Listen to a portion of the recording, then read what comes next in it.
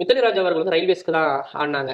நிறைய players women's players நிறைய பேர் இருக்காங்க, மென்ஸ் பிளேயர்ஸ் ரயில்வேஸ்க்கு ஆடி இருக்காங்க, நிறைய டிபார்ட்மெண்ட்க்கு ஆடி இருக்காங்க. ஆனால் அவங்களுக்குலாம் வந்து இந்த மாதிரி ஒரு மியூசியம் வச்ச மாதிரி நான் பார்த்தல. பட் தோனிக்கு அந்த மியூசியம்ல தோனியோட அந்த டாக்குமெண்ட்ஸ், தோனிக்கு வந்து அப்பாயின்மெண்ட் லெட்டர் கொடுத்த டாக்குமெண்ட் இருக்கு, அவரோட க்ளவ் இருக்கு, பழைய காலத்து போட்டோஸ் இருக்கு.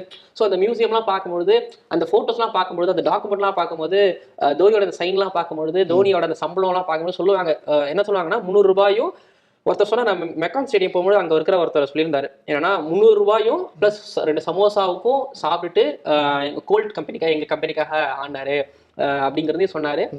அந்த படத்துல நீங்க ஒருத்தர் பார்த்திருப்பீங்கல்ல, சோ அந்த காரு கூட ரெடி பண்ணும், காரு கூட அரேஞ்ச் பண்றது கேட்டா, சோ அவர் சொன்னாரு அவர் வில்லன் அப்படிங்கிற மாதிரி சொன்னாரு. சோ இந்த இடம்லாம் பார்க்கும்போது சீரியஸ்லி தோனி ஃபேன்ஸ் கண்டிப்பா நீங்க கரக்பூர் ரயில்வே ஸ்டேஷன் போறதை தாண்டி அந்த மியூசியம் ஒன்று பார்த்துட்டு வாங்க. பிளஸ் தோனியோட பழைய வீட்டை பார்த்துட்டு வாங்க. உங்களோட நாயகன் யாரு, உங்களோட ஹீரோ எப்படிப்பட்டவர், உங்க ஹீரோவை நீங்க இன்னும் ஒரு ஒரு படி மேல தூக்கி கொண்டாட கண்டிப்பா அதை வைக்கும்.